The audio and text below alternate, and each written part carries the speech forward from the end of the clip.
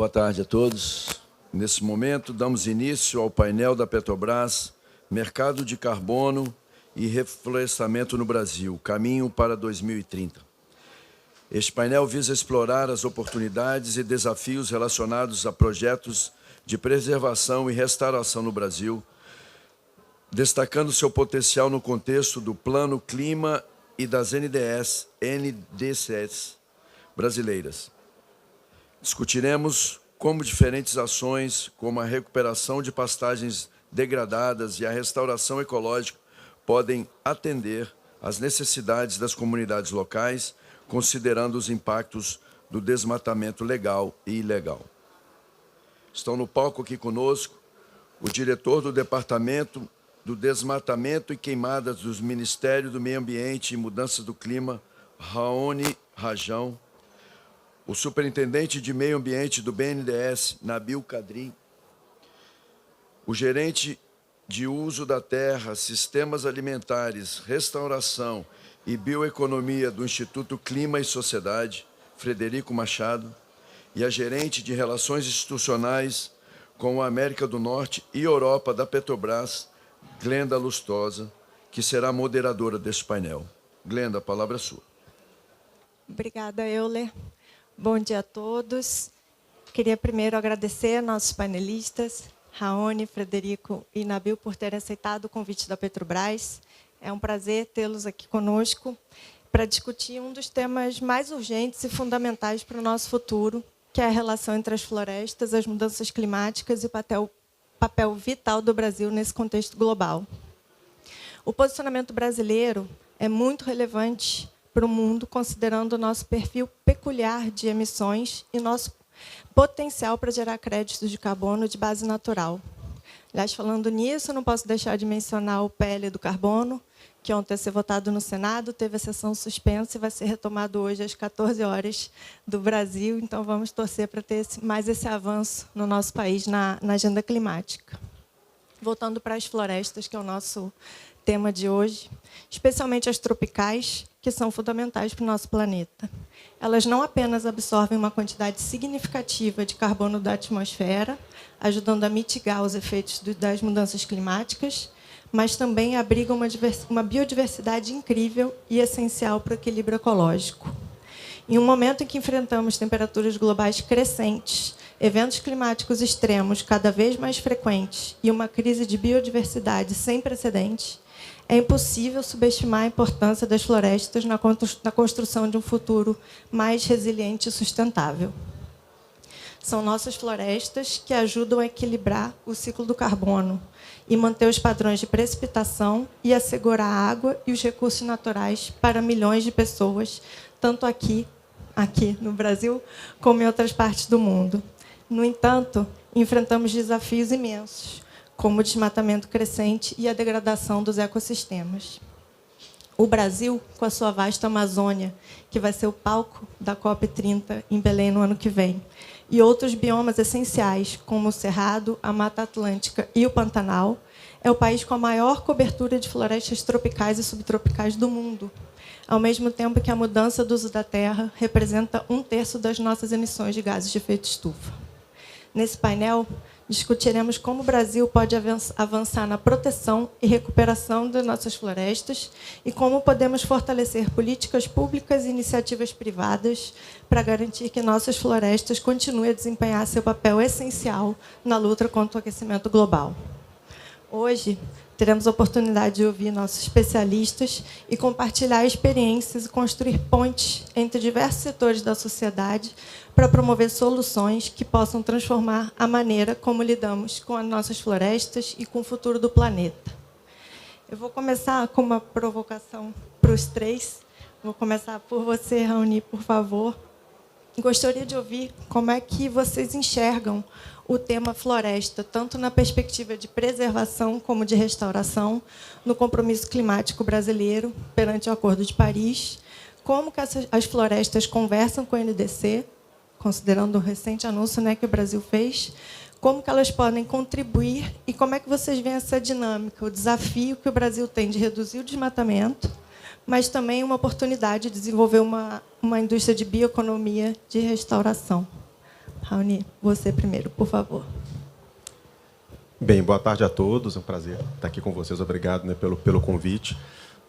Então, o Brasil ele tem uma característica peculiar em relação a outros países, né? Enquanto, na maior parte do mundo, o grosso das emissões de gás de efeito estufa está ligado ao setor energético, principalmente queima de combustíveis fósseis, no Brasil, né, o setor que mais contribui para as emissões é o setor de uso da terra, seguido pelo setor agropecuário, até pelo perfil, né, de baixas emissões que o Brasil tem na sua matriz energética, né? Então, é natural que a contribuição que o Brasil possa fazer para o mundo, né, com relação à sua NDC e também com uma série de co-benefícios, né, está ligado exatamente à conservação florestal e à restauração, né? E a nossa visão é que o que é essencial quando você faz um desenho de um plano climático, né, e você desenha uma NDC e você coloca dentro do plano alocações setoriais, esforços setoriais, que você faça, né, colocando de maneira muito resumida, um tratamento da economia onde você troca emissões que não geram PIB por emissões que geram PIB. Então, por exemplo, uma emissão numa área de floresta pública, desmatamento ilegal, isso não gera PIB, né? Agora, uma emissão ligada a um processo industrial, ligada a uma produção, né, de um alimento com alto valor agregado, etc., isso gera PIB, né? Por quê? Porque a gente quer reduzir as emissões, né, drasticamente, de maneira agressiva, de maneira ambiciosa, mas, ao mesmo tempo, gerar crescimento para a economia. Isso se faz exatamente com essa substituição, que é, inclusive, um processo que vários países têm feito, né? Você olha a intensidade do PIB por tonelada emitida, mesmo em grandes outras economias, como a China, né, você tem ali um aumento crescente, né? Mesma coisa a União Europeia, mesma coisa outros países. Então, isso, obviamente, é essencial, né? E, para isso, a gente precisa trabalhar muito próximo do setor privado. Porque, é claro, existe uma parte, que é a redução do desmatamento, né? E redução do desmatamento, essencialmente, se faz, né, com políticas, principalmente na Amazônia, de comando e controle, e fora da Amazônia, com estímulos econômicos, principalmente em áreas privadas. Então, é importante balancear os dois elementos. E restauração. Agora, restauração, quem planta árvore não é o governo, né? E nem na terra do governo. Quem planta árvore é o produtor rural. E na terra, nessas áreas. E aí, como é que a gente consegue fazer com que haja um interesse, haja um esforço? Daí tem todo, né, a estratégia do governo federal junto ao setor privado, inclusive com programas, né, como o Arco da Restauração, né, que meu colega certamente vai estar falando, né, na Amazônia. Ou seja, nós estamos falando aqui de centenas de milhões de reais de recurso, inclusive ligado ao RED+, ligado à redução do desmatamento, que nós conseguimos captar e que está agora voltando para a restauração, para de modo tal a gente possa entregar, né, esses 12 milhões de hectares que estão na nossa meta. Ótimo, Raoni, obrigada. Frederico, você, como instituição da sociedade civil, por favor, se puder fazer seus comentários. Obrigada.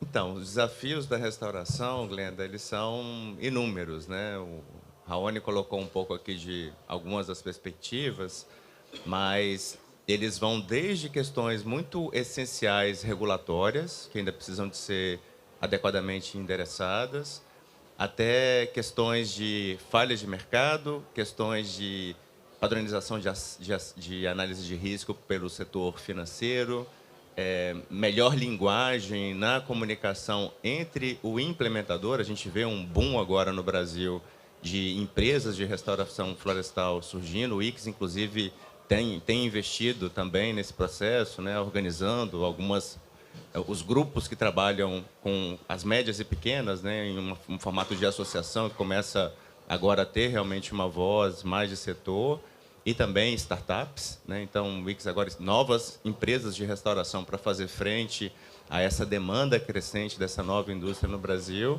Então, tem um desafio de linguagem entre os implementadores e o setor financeiro, né? Tem um circuito que não é muito virtuoso, que precisa de ser melhor endereçado, que é o implementador reclamando que tem ótimos projetos e que não vem o recurso necessário para que esses projetos sejam implementados.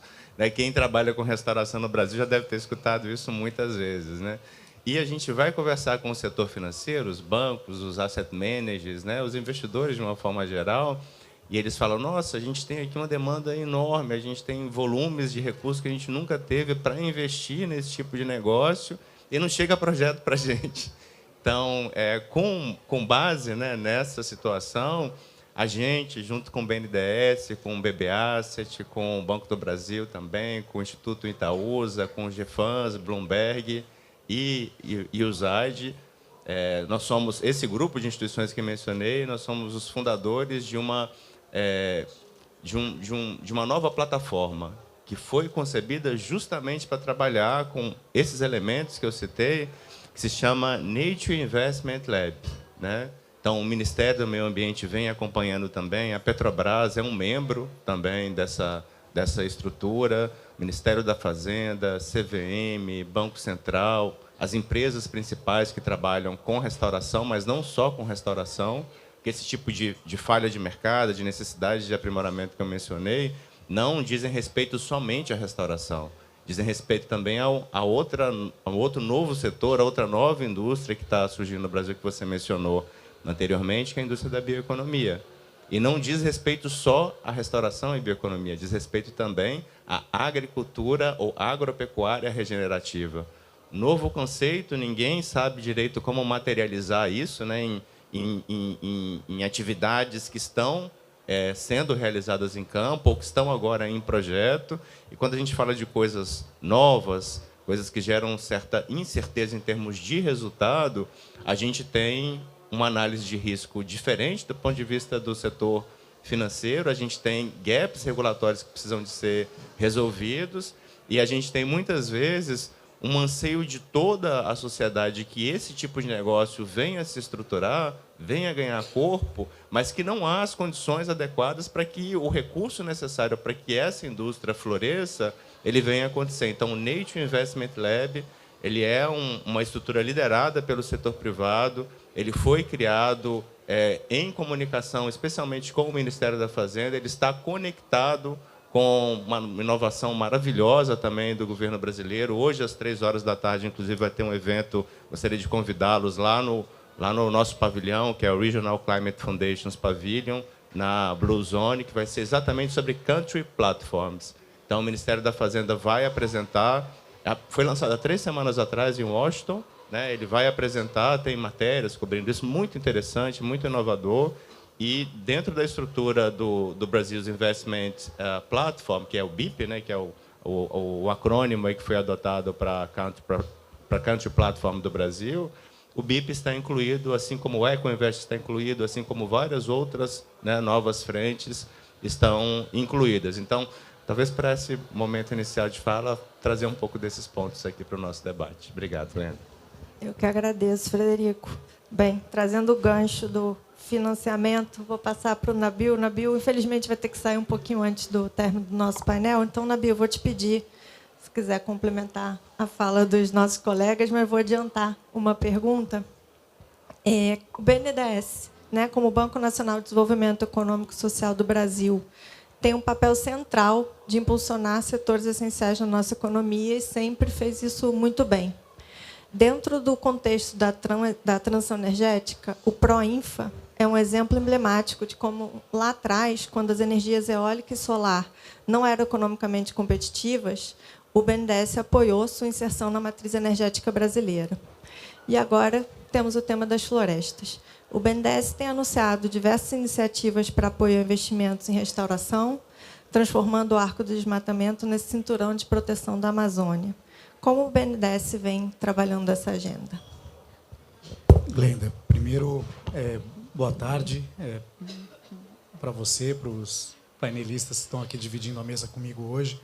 Queria ressaltar para quem está nos assistindo essa parceria do BNDES com a Petrobras na agenda de floresta, que não é uma parceria recente. A gente já tem alguns anos de parceria entre as duas instituições e, para mim, foi muito importante fazer parte desse processo de formalização dessa parceria, até porque quem não conhece ali no Rio de Janeiro onde fica a Petrobras e o BNDES, para explicar um pouquinho, o BNDES fica de um lado da rua, a Petrobras fica de outro lado e tem uma ponte entre as duas instituições.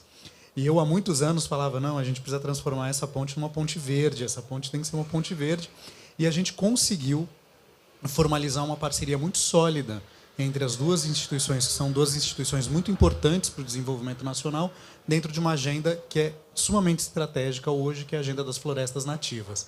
Eu falo, finalmente a gente transformou essa ponte que liga as duas instituições numa ponte verde, numa ponte da sustentabilidade. E é bacana a gente poder estar aqui em Baku falando disso. Até porque essa parceria ela foi divulgada pela primeira vez em Glasgow, quando a gente lança a iniciativa do Floresta Viva, que foi, primeiro, né, que viabilizou, no caso brasileiro, a maior iniciativa de restauração de manguezais já feita na história do Brasil. 50 milhões de reais, BNDES, Petrobras, restaurando manguezais que vão desde o Maranhão até Santa Catarina, numa iniciativa aí inédita de composição daquilo que é a agenda azul, né, da Blue Economy, e a Green Economy, numa agenda positiva de restauro, num berço da biodiversidade brasileira. Então, queria começar minha fala ressaltando essa parceria das duas instituições e da minha felicidade de fazer parte desse processo de parcerização. O banco ele tem trabalhado na agenda de floresta já há muitos anos. Há algumas décadas a gente se dedica à agenda de florestas nativas e a gente tem acompanhado o desenvolvimento do setor de uma maneira bastante próxima. Isso faz com que a gente consiga identificar, como o Frederico disse, alguns dos elementos que são necessários para um desenvolvimento mais estrutural. E por isso a gente começou, ao longo desse ano, a lançar diversas iniciativas que tentam resolver problemas que têm sido identificados. Eu vou fazer menção agora, por exemplo, ao BNDES Florestas, que é uma iniciativa que foi lançada agora no segundo semestre, olhando para a parte de crédito, ou seja, como que a gente consegue financiar projetos econômicos de restauração florestal ou de manejo de florestas, olhando para as especificidades do quê? Das garantias que esse setor pode oferecer. A gente tem que lembrar, como você comentou, a parte de energias renováveis. O Brasil, para transformar a sua matriz energética, trazendo a parte de eólica, de solar, da maneira que ela trouxe, a gente teve um ponto fundamental que foi, de um lado, a regulação do Ministério, na época, de Minas e Energia, regulando a forma de comercialização dessa nova energia. Por outro lado, os instrumentos financeiros para conseguir viabilizar esses empreendimentos. Foi ali que surgiram as SPS, que são as sociedades de propósito específico, as contas reservas e assim vai. Então, tem todo um desenho regulatório financeiro para que a gente desenvolvesse o setor. E a gente está nesse momento agora, olhando para a questão de florestas. E a gente identificou que um dos aspectos importantes que precisavam ser atacados era a questão das garantias. Por quê? Para cada projeto desse, a gente tem um modelo econômico diferente. Sempre que a gente vai falar de florestas nativas, de biodiversidade, todo mundo olha muito para o aspecto ambiental. Quanto de carbono que está retendo, como que ela está contribuindo para a gente atingir nossa NDC, como a gente está contribuindo para não atingir 1,5 graus, para a gente ficar na limitação do 1,5 graus. E, às vezes, a gente não olha para a parte do economics, da parte do econômico. Como que esse setor ele se torna um setor econômico, viável, que gera lucro, que consegue gerar emprego, que gera renda, que distribui a riqueza no território de uma maneira mais justa. E é isso que a gente está tentando olhar. Não só os aspectos ambientais, que são indiscutíveis, mas como que a gente transforma esses projetos em projetos que têm viabilidade econômica. E o que a gente tem visto? Nesse setor nascente no Brasil, a gente vê diversas empresas surgindo, trabalhando com a restauração como um ativo econômico, mas cada uma com um modelo de negócio diferente. E quando a gente tem modelos de negócios diferentes, a gente tem formas distintas de oferecer as garantias, por exemplo.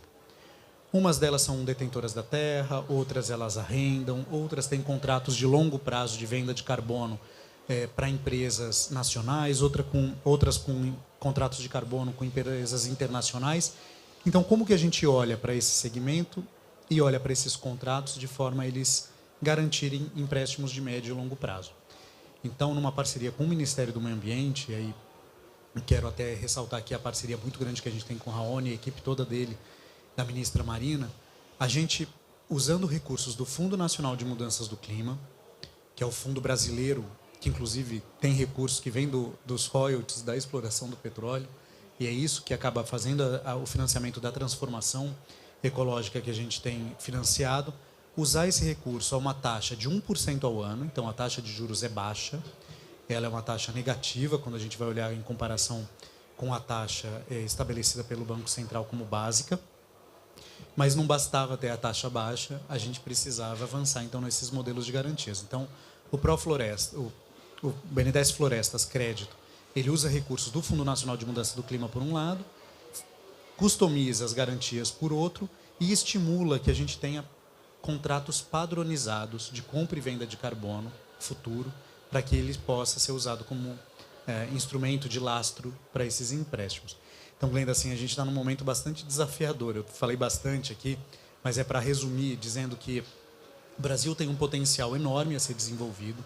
A gente tem percebido que, além do potencial, a gente tem chance de sair na frente de outros países tropicais nessa agenda econômica de florestas nativas, alinhando, por um lado, a biodiversidade, porque a gente está falando de projetos biodiversos, a inclusão social na ponta, então, com muito uso de mão de obra local, saberes tradicionais também, e, por outro, mobilizando os recursos necessários para que isso aconteça.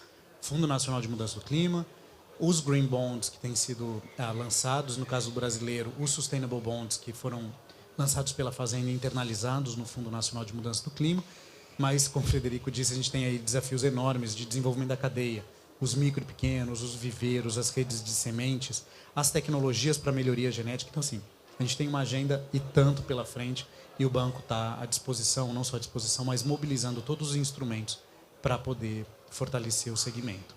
Obrigado mais uma vez, Glenda. Mas, de novo, eu vou ficar aqui, gente, até 12h40, 12h45, e aí eu vou ter que correr lá para a Blusão. Mas ainda estou à disposição aqui para outras perguntas. Tá ótimo, Nabil, muito obrigada. Você deixou, acho que, gancho para todas as minhas próximas perguntas. Então, quando você quiser, por favor, se deslocar para o seu próximo compromisso, não tem problema. Acho que a gente já deu uma boa aquecida no debate. Raoni, você, como diretor de políticas de controle do desmatamento e queimadas, está à frente de um dos maiores desafios do país na agenda climática. Quais são hoje as ferramentas que você vê como mais efetivas no financiamento da floresta em pé? Como o Nabil já trouxe, os mecanismos de mercado, o Fundo Florestas Tropicais para Sempre, que o Brasil já vem liderando, as mudanças nos modelos econômicos, como a preservação e a restauração se relacionam e podem caminhar juntas. Então, nós temos, de fato, vários desafios aí. Nenhum desses instrumentos sozinhos vai conseguir entregar o que a gente precisa, né? Antes de tudo, né, você tem ali um desafio de financiar o próprio fortalecimento do Estado, né? Eu gostaria de enfatizar a importância do RED+, do Fundo Amazônia, das iniciativas que agora os estados, né, estão implementando, né? Fundo Amazônia que, inclusive, se não fosse, né, o esforço, né, e esse trabalho, né, de corpo e alma, né, a gente até brinca que o Fundo Amazônia, né, o corpo é o BNDES, a alma é o Ministério do Meio Ambiente. Se o corpo e a alma não estiverem muito em sincronia, né, ele não avança, né? E, de fato, temos, né, uma iniciativa de extremo sucesso, né, a maior do mundo. E agora, por outro lado, a gente precisa, né, do envolvimento e do apoio também dos projetos privados. Então, os projetos de restauração de RED+, eles têm um papel, obviamente, respeitadas as salvaguardas, respeitadas as regras, né, e a adicionalidade ambiental, que são sempre desafios, né, então, esse lado também, né. Só que o RED, em particular, ele gera resultados quando o desmatamento reduz. Quando o desmatamento acabar, não tem mais RED, não tem mais Fundo Amazônia, né? Então, só que as necessidades, principalmente dos povos da floresta e as necessidades de política pública, vão continuar presentes. Daí a importância de construir um mecanismo que não paga com base numa redução e que gera um crédito, né? Ele é um mecanismo que capta recurso, né, reempresta esse recurso com juros mais altos e, com aquela diferença de juros, consegue, né, se autofinanciar. Basicamente, um endowment fund, né, que é o coração do TFF e que depois distribui esse recurso a partir do momento que um país tem desmatamento baixo, né, e também baseado na quantidade de floresta, né. Então, existe aí, né, um potencial muito grande, mas é uma construção, né, e que é uma construção absolutamente necessária. Agora, eu gostaria também de adicionar só um terceiro elemento que também é muito importante, que é o crédito. Né? Nós já fizemos todo um esforço de aprimorar o crédito rural, de modo a evitar, né, que haja, né, que o crédito rural acabe estando vinculado a desmatamento ilegal. Então, existe ali todo um processo de aprimoramento que já avançou muito de um ano para cá. Estamos buscando avançar mais, inclusive até inspirado em práticas já adotadas pelo BNDES, né, que é um dos bancos que lidera essa agenda. Mas é importante ir além. Além de bloquear os maus investimentos, a gente precisa estimular os bons investimentos, né? E nós já temos no Plano Safra do ano passado e desse um estímulo de 0,5% na redução da taxa de juros, né, e mais 0,5% no caso de CAR validado, e mais 0,5% da adoção de boas práticas. E estamos, inclusive, até, né, assim, finalizando, né, a elaboração das regras do programa de conversão de pastagem, que é um programa de parceria com o Ministério da Agricultura, com base no decreto do Ministério do Meio Ambiente e Tesouro, né, com um recurso de quase 10 bilhões de reais, com uma taxa de juros de 6,5%, direcionado exatamente para poder, através da taxa de juros mais baixa, realizar um pagamento por serviço ambiental. Ou seja, em vez de você ir lá e fazer um pagamento, né, que é aquela lógica tradicional, para o pequeno produtor, etc., a gente precisa também que outros setores da economia possam ter acesso a pagamento de serviço ambiental embutido no crédito rural. Então, essa é uma visão também que a gente vê como sendo essencial para evitar, em particular, a questão do desmatamento autorizado, né? Porque se a gente não reduzir o desmatamento legal também, a gente não vai conseguir chegar nas nossas metas de clima. Tá ótimo, Raoni, obrigada. Frederico, você já trouxe aí a importância da integração, né, dos atores dessa agenda. Vocês no ICS se articulam com muitos membros do setor privado, da cadeia de restauração, do setor público, setor financeiro.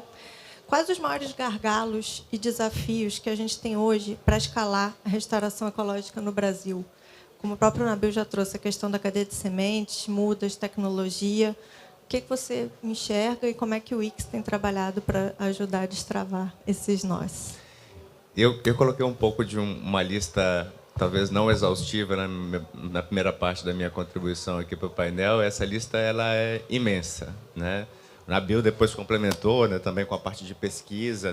Tem um desafio absolutamente relevante também nessa parte, né? Então, assim, eu acho que tem que haver realmente uma concertação entre os diferentes setores, né, e uma vontade política que está presente, que também é um momento, uma janela de oportunidade para todos nós aproveitarmos, e uma colaboração também que venha de fora. Então, quando a gente fala de mercado de carbono, mercado voluntário, essa é uma contribuição essencial para fazer essa roda girar, né? Se você realmente tem uma perspectiva de ganho econômico com essas atividades, não só com restauração, mas também com bioeconomia, com agropecuária regenerativa, né? O exemplo do programa que o Raoni acabou de citar, o Programa Nacional de Conversão de Pastagens Degradadas, o PNCPD, liderado por eles e pelo MAPA, apoiado pelo ICS. O ICS vem trabalhando nesse programa desde o seu nascedouro. Apoiamos agora as consultas que aconteceram em 9 estados para poder, né, gerar um pertencimento, gerar um maior envolvimento também de estados absolutamente relevantes, né, os estados que têm mais de 70% das áreas de pastagens degradadas do Brasil. Eles vão ter um papel fundamental na implementação. Tem toda a parte de estruturação de protocolos de sustentabilidade, né, o Raoni, especialmente, super envolvido nisso. A gente vê muita abertura do MAPA também, um momento muito especial nesse sentido. Acho que é importante, inclusive, destacar, né, Rony, que é um pouco da tua agenda, que para o produtor ele ter acesso a esse crédito, né, super favorecido, né, 6,5% ao ano, ele precisa se comprometer com um conjunto de critérios de sustentabilidade. Desmatamento zero, por exemplo, né, rastreabilidade plena da atividade que acontece na sua propriedade. Outras camadas de informação que são relevantes, por exemplo, para comprovar que a performance dessa propriedade, em termos de emissões de carbono, ela está em redução, né? Então, existem vários protocolos associados com esse programa que o tornam absolutamente inovador, tanto do ponto de vista de conceito, quanto do ponto de vista de engajamento do agro, realmente em questões fundamentais realmente para a sustentabilidade da nossa produção, para a redução das nossas emissões e para uma perspectiva de futuro melhor ainda do que é o presente do agro, que é a grande, né, indústria do nosso país, mas uma perspectiva de futuro ainda melhor e a inserção nos mercados que são cada vez mais exigentes. Então, assim, são muitos os desafios, mas havendo essa concertação havendo essa liderança por parte do governo, essa vontade política, né, essa janela de oportunidade que se abre, e atores como os que aqui estão envolvidos para ajudar, né, no campo regulatório, né, na padronização de contratos de carbono, BNDES, com Petrobras, vem trabalhando, né, em frentes super relevantes, né, acho que não pode falar ainda, mas eu acho que muito em breve, muitos saberão, né, no primeiro trimestre, talvez, do ano que vem inovações muito interessantes, talvez réguas novas sendo colocadas no mercado que está crescendo, né, a gente está muito feliz de poder, de certa forma, estar contribuindo, né, sob a liderança de ambas as instituições. Então, os desafios são inúmeros, dá para fazer, né, uma bíblia aqui, talvez, deles, mas as oportunidades também são muito relevantes e, havendo essa concertação, eu acho que a gente tem um futuro absolutamente promissor para a restauração, para a bioeconomia, para a agropecuária regenerativa no nosso país. Excelente, Frederico. Obrigada. Nabil, fica à vontade. Se quiser fazer algumas palavras só antes de sair, eu continuo com o Raoni. Obrigado, Glenda. Eu queria reforçar 2 pontos importantes da posição do banco, né, e também da fala que eu fiz no início. Para ficar bem claro, a estratégia relacionada ao desenvolvimento do setor florestal de nativas no Brasil, ela é prioritária para o BNDES. Ela está no topo das prioridades estratégicas. Se qualquer um for pesquisar no nosso planejamento estratégico, nas orientações específicas dadas pela diretoria, pela gestão do banco, esse é um dos temas que está no topo das prioridades do que a gente tem tratado. O segundo ponto principal em relação a essa estratégia é que o ano passado, em Dubai, como você mesmo disse, Glenda, a gente lançou uma iniciativa bastante ambiciosa, chamada Arco da Restauração. O Arco da Restauração é uma iniciativa do BNDES, junto com o Ministério do Meio Ambiente, para transformar aquela zona, que é a zona do desmatamento da Amazônia, numa zona dinâmica, positiva, de uma agenda florestal positiva. Ou seja, converter aquela dinâmica do desmatamento numa dinâmica da restauração, na dinâmica da inclusão, na dinâmica do uso da nossa sociobiodiversidade como o elemento para o desenvolvimento regional. Então, eu acho que é bem importante a gente destacar esse aspecto. Ele é um trabalho que vai demandar a articulação e a mobilização de muitos recursos. A gente estima a necessidade de mais de 50 bilhões de reais para restaurar todo o território que já foi devastado ao longo das últimas 3 décadas. Isso demanda não só essa articulação, como o Frederico disse, de toda uma cadeia produtiva, mas também de uma agenda inovadora do ponto de vista de alocação e captação de recursos, como o próprio Raoni comentou, mecanismos como o TFF, que é o mecanismo que o Brasil está apresentando e construindo com outros países para a agenda de conservação e uso sustentável das florestas tropicais, o próprio Fundo Amazônia, com os recursos já recebidos, e dentro do Restaura Amazônia, que é uma iniciativa do Fundo Amazônia para iniciar esse processo de restauração no território, e aí a gente espera até o fim desse mês já ter os primeiros editais sendo lançados nos 3 grandes blocos, já com parceiros anunciados. A gente espera que hoje, ao longo do dia, a gente possa fazer o anúncio do primeiro grande parceiro da iniciativa do Restaura Amazônia, e vocês vão estar com a gente, né, divulgando isso em primeira mão, assim.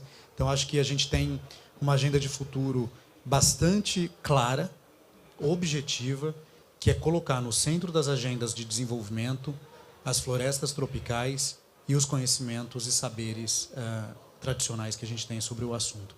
Então, o BNDES está colocando isso em prioridade, o Ministério está colocando isso em prioridade, a Petrobras, para que fique claro para o Brasil e para o mundo que a gente está se posicionando em relação à agenda de florestas nativas. A gente tem muito a contribuir, muito a apresentar em relação a esse tema. Agradeço mais uma vez o convite, Glenda, peço desculpas por me ausentar antes do fim, mas vou correr lá para a Blue Zone para uma outra fala que estão me aguardando, tá bom? Muito obrigado. Eu que agradeço, Nabil, excelente, ótimas contribuições. Eu vou passar agora para o Raoni. Raoni, a gente estava conversando ali um pouquinho antes do painel começar sobre o artigo 6, né? Você estava ansioso, no bom sentido, já para compartilhar alguns avanços, né, que a gente teve já nessa COP. Eu queria ouvir sua visão como representante do governo, né, como vocês têm visto essas discussões do artigo 6, como o Brasil tem visto a possibilidade da exportação de crédito e a aplicação dos ajustes correspondentes, né, tem a discussão de qual a possibilidade do Brasil aceitar os ajustes correspondentes para os créditos de restauração versus o de preservação, porque eles já são parte da nossa NDC. Mas como é que você vê esses créditos de restauração? Se tem algum norte? Você pode se estender um pouquinho nessa possibilidade da exportação dos nossos créditos, a possibilidade de trazer um fluxo internacional de capital para o país e um impulso maior ainda para essa agenda de restauração no Brasil. Excelente. Então, eu acho que, antes de tudo, a gente precisa só fazer uma préviazinha e explicar que a gente está dentro do Acordo de Paris num novo mundo, né? Antes, em Kyoto, todo projeto feito pelo Brasil, né, por empresas brasileiras, e que geram crédito de mecanismo de desenvolvimento limpo, podiam ser exportados, né, e o país podia comprar, ou alguém do setor privado poderia comprar um crédito de mais alta qualidade, né, e aquilo era já visto como uma contribuição para o clima mundial. Hoje, você tem, dentro do Acordo de Paris, como o Brasil também tem metas, assim como outros países, todo o crédito que é exportado e que pode ser utilizado por um outro país para alcançar a própria meta, precisa ser ajustado no Brasil. Então, se o Brasil vende um crédito, vamos supor, para a Noruega, e a Noruega, com isso, consegue descontar 10 milhões de toneladas, ou seja, ela consegue emitir 10 milhões de toneladas para além da sua meta e ainda assim cumprir a meta, o Brasil ele tem que emitir 10 milhões a menos da sua própria meta. Então, ele torna, né, a meta, que não é uma meta do governo, NDC, isso é uma coisa importante, não é meta de governo, é meta do Brasil. Né? As emissões não são do governo, as emissões são do Brasil, é igual PIB, é meta de PIB. Né?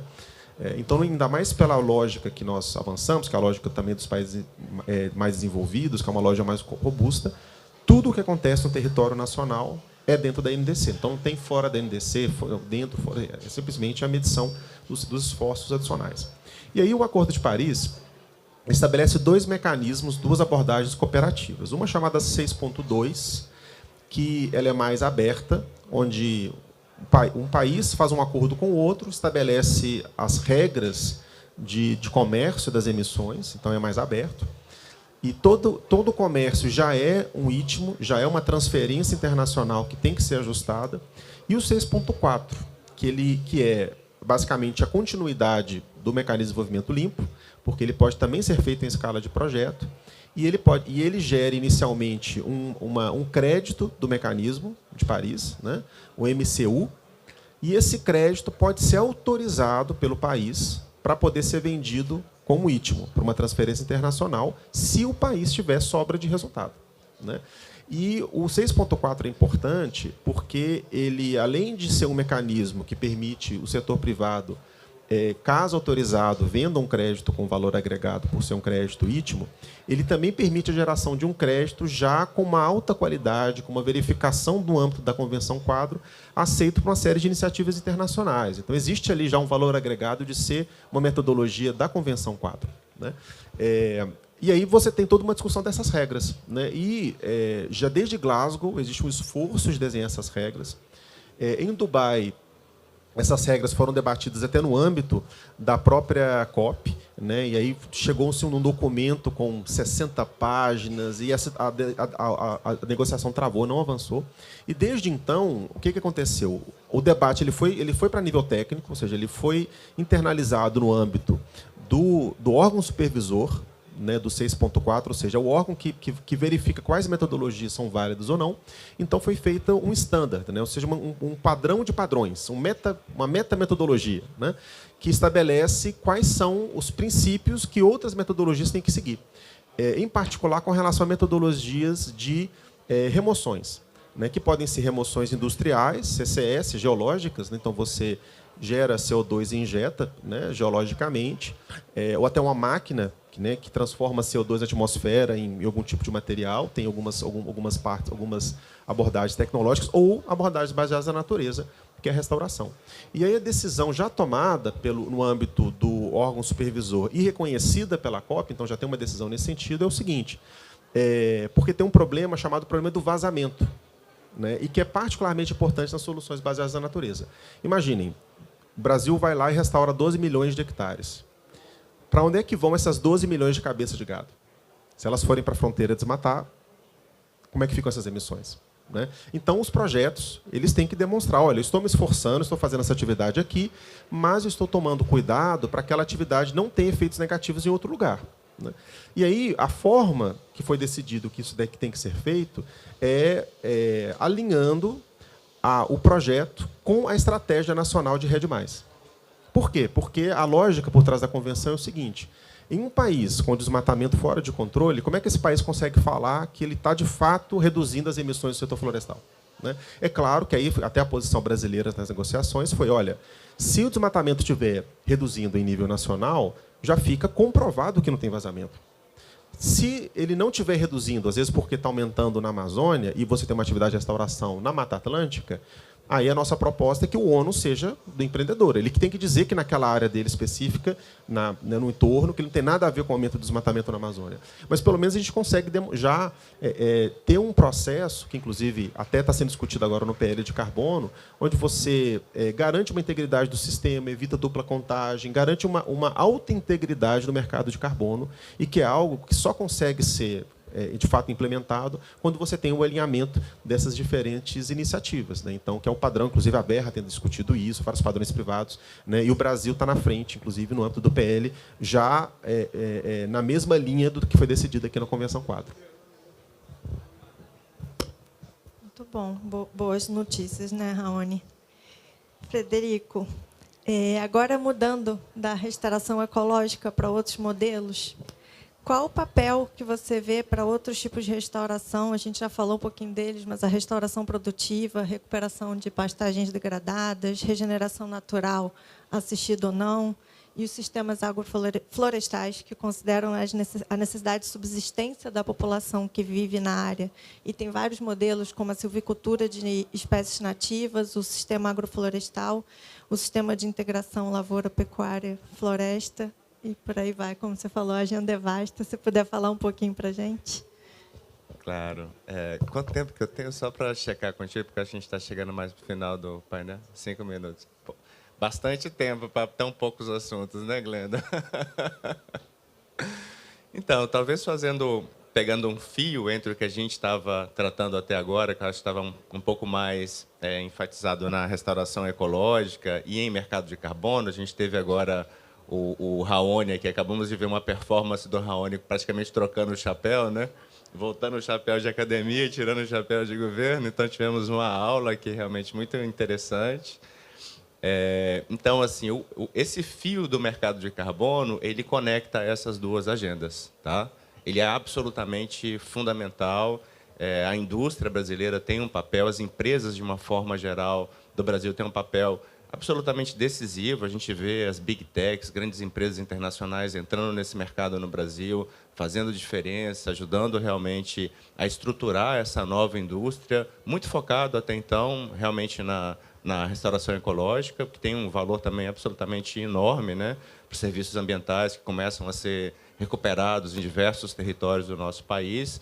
Então, a gente vê essa atenção internacional e a gente começa a ver também uma atenção crescente do mercado brasileiro, da indústria, das empresas brasileiras. A Petrobras, por exemplo, tem programas nesse sentido, né? A gente vem acompanhando com bastante expectativa, expectativas positivas, né? Acho que em breve veremos aí anúncios muito relevantes, né? Então, destacar realmente o papel como de vocês, o papel da Natura, né? A Natura tem realmente feito bastante diferença, assim como algumas outras empresas. Não vou listar aqui porque vão ser várias e vamos esquecer de algumas, mas citando alguns players importantes nesse sentido. E no âmbito que a gente chama da restauração produtiva, né, tem um conceito bem amplo que talvez englobe todas essas diferentes possibilidades que você comentou. Para o produtor, para o detentor da terra, ela torna o negócio ainda mais interessante em muitos aspectos, porque ele vai ter um off-taker de carbono, né? E assim a gente espera que tenha cada vez mais crescente esse mercado. É um mercado que, na nossa avaliação, ele veio para ficar. E ele veio para ficar e ele está num patamar X e ele vai avançar para um patamar acima em termos de valor desse crédito, porque é um crédito de alta integridade, né, se todas essas travas que mencionava anteriormente, regulatórias, contratuais, de análise de risco, enfim, os desafios que tem, se isso for devidamente interessado, a gente vai ter uma indústria de Nature-Based Solutions do Brasil nesses 3 temas, mas de partida, o que tem realmente, que está mais ganhando tração é o tema da restauração. Então, na perspectiva do produtor rural, ele vai ter uma venda do carbono como produto desse novo negócio dele, ele vai ter uma venda de produtos. Ele pode vender, por exemplo, um óleo vegetal para diferentes tipos de uso, talvez para HVO, talvez para Sustainable Aviation Fuel, talvez para sabonete da Natura. A Natura está investindo em 40 mil hectares de restauração para mudar a base de suprimento de óleo vegetal dela, para óleo que venha de sistemas agroflorestais. Então, assim, cacau, açaí, café, várias outras culturas que, plantadas de uma maneira integrada, elas podem gerar uma oportunidade de receita ao produtor que, gente, é absolutamente incomparável com qualquer outra atividade de agro existente no nosso país hoje. A gente está falando de sistemas que podem gerar, em termos de receita para o produtor, coisa de 10 vezes mais do que a soja gera hoje, que é a grande referência do nosso país, né, que é uma máquina que está em expansão sempre, porque tem essa estrutura já bem de economics, né, que o Nabil comentava, já bem estruturada. Então, a gente está falando de novas cadeias que podem ter uma estrutura de receita para o detentor dessa terra 10 vezes maior do que essa que está em plena expansão no nosso país. Então, assim, são muitas as oportunidades que temos, né? Uma grande chance também de valorizar as nossas próprias, né, essências naturais, as espécies nativas do nosso país. Na Macaúba, que comentei ao início, enorme potencial, absolutamente gigantesco. Vários desafios de pesquisa, inclusive, né? A Embrapa está muito imbuída nisso. A gente sabe que o Ministério do Meio Ambiente está acompanhando, a gente está apoiando a Embrapa nisso. Tem outras empresas no Brasil, né, que já estão investindo no desenvolvimento tecnológico, no desenvolvimento de novas matrizes, né, produtivas de Macaúba, mas o futuro me parece muito promissor tanto para essa, né, que tem para óleos vegetais de uma forma geral, que tem esse espectro amplo de uso. Agora a gente tem uma nova legislação no Brasil para biocombustíveis, muito inovadora, né, que menciona já esses novos tipos de combustível, vamos dizer assim, de uma geração mais avançada, combustíveis mais puros, combustíveis que podem ser utilizados talvez uma gama maior de motores, sem borra, sem muitas adaptações, e com uma indústria brasileira, né, e citando vocês em especial, líderes desse setor, com toda a capacidade, né, de trazer isso, de fazer refino e de ganhar mercados que estão em plena expansão, especialmente para setores chamados setores hard to abate, né? A gente não vai conseguir ter por exemplo, uma redução relevante de emissões do setor de aviação se não for pelo caminho de um biocombustível. Do setor de navegação, se não for pelo caminho de um biocombustível. Né? Do setor de logística rodoviária, se não for por aí. Né? Então, é muito promissor. Né? Eu acho que temos chances aí de ver essas cadeias florescendo e todos nós fazendo parte, ajudando e também nos beneficiando de tudo isso, tanto do ponto de vista de negócio quanto do ponto de vista de resultados, né, que isso traz para as nossas famílias, para o nosso dia a dia, para os serviços ambientais associados, remoção de carbono e tudo mais. Ótimo, Frederico.